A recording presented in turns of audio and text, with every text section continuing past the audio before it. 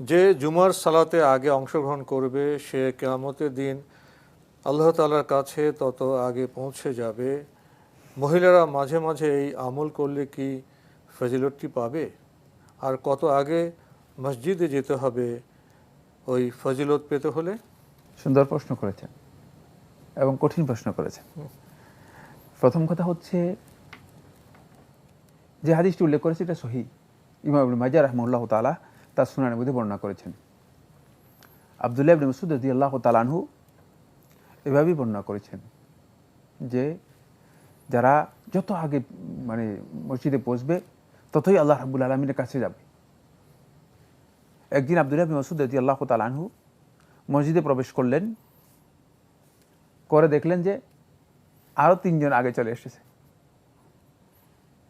তখন তিনি বললেন যে রাবু আরবা, চতুর্থ ব্যক্তি হয়ে গেলাম। তারপর তিনি বললেন যে চতুর্থ ব্যক্তি বেশি দূরে না আল্লাহ তাআলার কাছে, মানে চতুর্থ হলেও আল্লাহ রাব্বুল আলামিনের কাছ থেকে বেশি দূরে যায়নি। তো এখান থেকে বোঝা যাচ্ছে মূলত যারা জুমার সালাতের মধ্যে আগে আসবে তারা এই ফজিলতটুকু পাবে, এবং এটি সহিহ হাদিস দ্বারা সহিহ রিওয়ায়াতের মাধ্যমে সাব্যস্ত হয়েছে। এই ফজিলতটুকু লাভ করতে পারবেন। আল্লাহ নবী সাল্লাল্লাহু আলাইহি ওয়াসাল্লাম এখানে যে ফজিলতের কথা উল্লেখ করেছেন, আমরা শেষের দিকে জি, নবী সাল্লাল্লাহু আলাইহি ওয়াসাল্লাম ফজিলতের কথা যেটা উল্লেখ করেছেন, সেখানে নবী সাল্লাল্লাহু আলাইহি ওয়াসাল্লাম নারী পুরুষ কাউকে ভিন্ন করে উল্লেখ করেন নাই। সুতরাং যদি কোনো মহিলা মানে জুমার সালাতে যদি অংশগ্রহণ করেন তাহলে অবশ্যই তিনি জুমার সালাতের এই ফজিলতটুকুও পাবেন।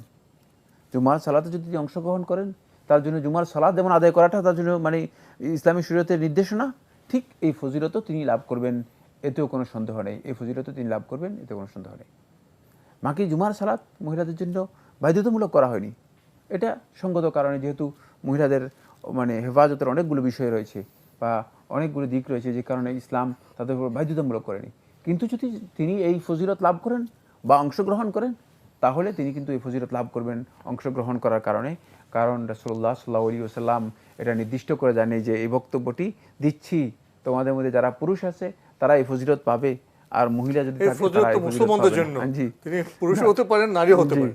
মানে রাসূলুল্লাহ সাল্লাল্লাহু আলাইহি ওয়াসাল্লাম এভাবে পার্থক্য করেননি। পার্থক্য করলে তাহলে অবশ্যই মানে এই ফজিলতটুকু মানে সুনির্দিষ্ট হয়ে যেত পুরুষদের জন্য, না, রাসূলুল্লাহ সাল্লাল্লাহু আলাইহি ওয়াসাল্লাম পার্থক্য করেননি।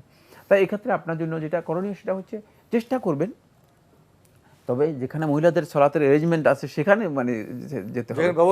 যেখানে ব্যবস্থা নেই সেখানে আপনি কোথায় সালাত আদায় করবেন?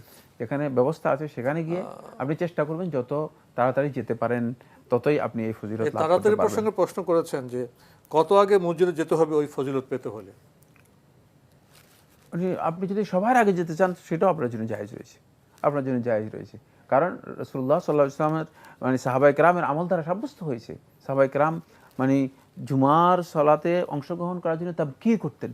তাবকির হচ্ছে একেবারে মানে সকালের দিকে রওনা হয়ে যেতেন।